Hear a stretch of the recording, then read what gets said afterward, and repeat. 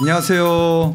고부자TV의 고준석입니다. 지금 현재 제2에듀 투자자문 대표를 하고 있고요. 연세대학교 상남경영원 주임교수로도 활동하고 있습니다. 오늘 박미TV에 나와서 여러분들하고 부동산 시장에 대한 궁금한 것에 대해서 한번 얘기를 나눠볼까 합니다. 많은 분들이 이제 2024년 집값이 어떻게 될 거냐 이거 되게 궁금해하죠. 하는데 그런 것 같아요. 집값을 전망하는 게 사실은 이게 쉬운 거는 아닙니다. 작년 1월에 2023년 부동산 시장 전망을 할 때 모든 시장의 전문가들이 이제 뭐 가격이 다 하락할 거라고 예상을 했는데 저는 하반기부터 부동산 시장이 반등할 것이다. 라고 이제 이렇게 이제 또 전망을 한 적이 있어요. 그런데 이게 뭐 한 번 맞췄다 못 맞췄다 뭐 이게 중요한 게 아니고 부동산 시장은 여러 가지 변수에 의해서 가격 변수가 있기 때문에 참 맞추기가 되게 쉽지는 않은데 그럼에도 불구하고 2024년 부동산 시장에 대해서 궁금해하는 분들이 너무 많으세요. 그래서 제가 20여 년간 시장 전망을 한 그 토대 위에서 또 올해 시장 전망을 해보면은 올해 시장의 가장 큰 이슈는 금리가 또 될 것 같아요.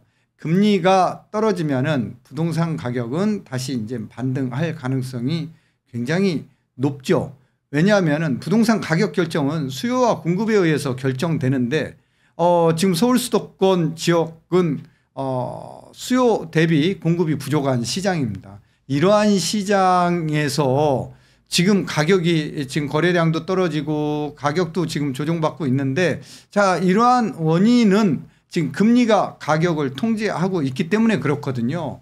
그래서 이게 이제 금리가 조금 떨어진다라고 하면은 다시 실수요자들이 시장에 진입해서 내 집 마련에 나설 것으로 보입니다. 그래서 저는 이제 올해 미국 연준에서도 올해 금리 인하를 계속 이제 인하를 하겠다라고 이제 지금 시사하고 있고 또 미국 금리 기준금리가 지금 상당 금리가 5.5%인데 우리나라 기준금리도 3.5%잖아요. 2% 포인트 지금 이제 금리 차이가 있는데 미국 연준 기준금리가 인하한다라고 하면은 우리나라 기준금리도 인하될 가능성이 높죠.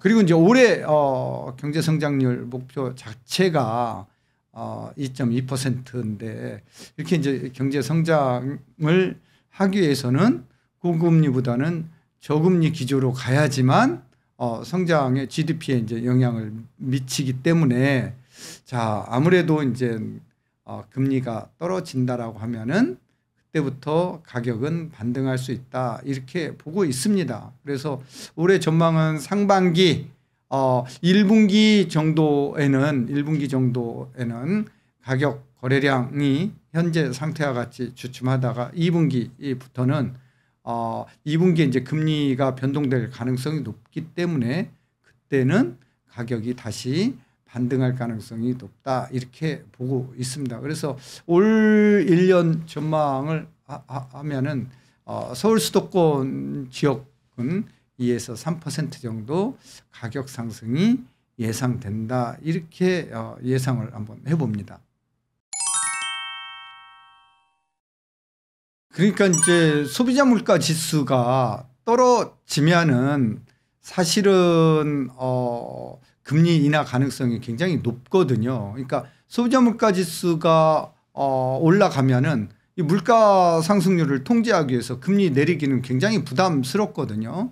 그래서 이제 작년 소비자 물가 지수가 3.6%였는데 올해 목표가 이제 2.6% 정도 작년 대비해서 1%포인트 정도 이제 낮게 물가 전망을 지금 정부에서 하고 있는데 자, 이 상태로 간다라고 하면은 뭐 금리 인하 여건이 성숙이 되는 거죠. 그런 이제 시장 기조 흐름을 보이는 거니까 아무래도 올해 시장은 조금 더 활성화될 것으로 그렇게 보여지고 있습니다. 미국에서 이제 금리 인하를 하면은 사실은 금리가 높으면은 금리가 올라가면은 투자를 보류하게 되거든요. 기업은 시설 투자나 생산 설비 또 인원 신규 인원도 이제 고용을 보류를 하게 되고 개인인 경우에는 내 집 마련이나 이런 것들을 이제 보류하거나 연기하게 돼 있죠. 그래서 이제 GDP의 성장에는 안 좋은 거죠. 금리가 높으면은. 그런데 이제 금리가 내려가면은 이런 이제 시장으로 돈이 들어가기 때문에 각종 시장이 이제 활성화되고 투자자들은 투자에 나서게 되는 거죠. 그래서 미국 기준금리가 인하하면은 우리나라 기준금리를 뭐 기다렸다가 1년 정도, 2년 정도 봤다가 뭐 내릴 필요는 없겠죠. 그래서 미국 금리를 따라가지 않을까 그렇게 보고 있습니다. 그래서 만약에 미국에서 올 상반기 2분기 경에 금리를 만약에 내린다라고 하면은 우리나라도 곧바로 기준금리를 금리 인하 조치에 들어가지 않을까 그렇게 조심스럽게 예상을 해 보게 됩니다. 네. 금리 인하가 뭐 미국에서 몇 번 할 거냐라고 뭐 이게 미국의 이제 CPI 지수가 되게 중요하거든요. 그래서 지금은 상당히 안정적으로 가고 있어서 고금리일 때는 금리를 올려야만 됐는데 자, 지금 이제 5.5% 금리가 상당히 높은 수준이거든요.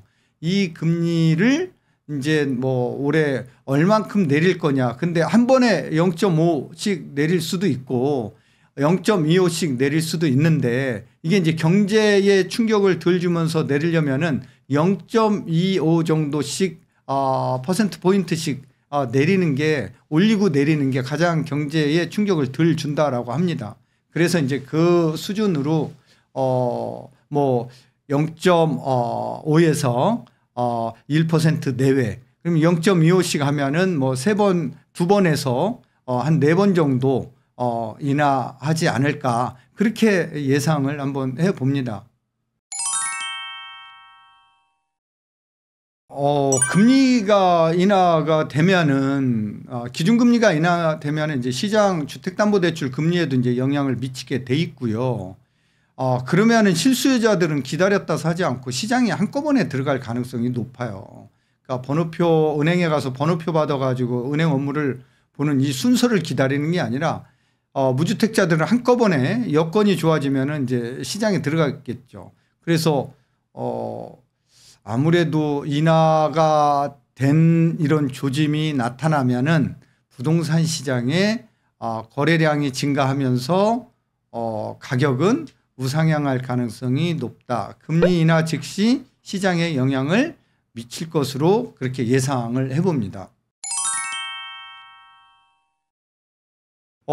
집값은 우리가 이제 10년 단위로 이렇게 쪼개 보잖아요. 10년. 그러니까 우리가 이제 집값은 그러면은 언제까지 얼마까지 올라갈 거냐라는 거예요. 그러면은 우리가 IMF 때 기준으로 보면은 IMF 때 우리나라 1인당 국민소득이 8,100불이었는데 당시 통화량은 M2 기준으로 2년 미만 정기예금 등입니다. M2 기준으로 640조였어요. 그것이 2008년도에 보면은 금융위기 때죠. 금융위기 때 우리나라 1인당 국민소득이 2만 1,000불, 통화량은 1,400조 원 정도. 작년에 우리나라 1인당 국민소득이 재작년에 3만 2,000불 정도 했죠. 자, 통화량은 3,800조 정도 됐죠. 자, 그러면은 IMF 때 압구정 현대아파트 35평짜리가 3억 원 수준이었는데 지금 현재 얼마냐라는 거죠. 지금 현재 35평짜리가 45억 수준 한다라는 거예요. 그러니까 이 통화량, 소득, 이 증가에 따라서 집값은 올라가는데 이 과정에서 대나무처럼 집값이 쭉 올라가는 게 아니라 집값은 신고가를 창조하고 이 창조된 신고가가 또 파괴되고 이런 과정을 거치면서 10년 주기로 봤더니 집값은 우상향 돼 있더라. 이렇게 보는 거예요. 그러니까 집값은 뭐 그냥 언제까지 올라갈 거냐. 그건 누구도 예측을 못 하는 거죠. 그래서 10년 뒤에 우리나라 1인당 국민소득이 지금 4만 불을 넘어서 5만 불로 간다. 통화량이 작년에 3,800조였으니까 재작년에 2022년 기준 3,800조였으니까 4,000조를 넘어서 5,000조, 6,000조로 간다.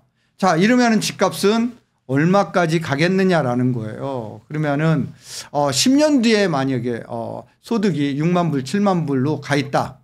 그리고 통화량이 6,000조, 7,000조까지 늘어났다. 그러면 실물 자산인 부동산 가격도 우상향해 있을 것이다. 이렇게 예상을 하는 것이죠. 집값이 얼마까지 올라갈 거냐, 얼마가 될 거냐, 이거는 누구도 예상을 못 하는데, 다만 지난 정부에서처럼 갑작스럽게 집값이 뭐 이렇게 올라가는 거는 정말 바람직스럽지 못해요. 자, 집값은 그러면 어떻게 올라가야지만 되는 거냐?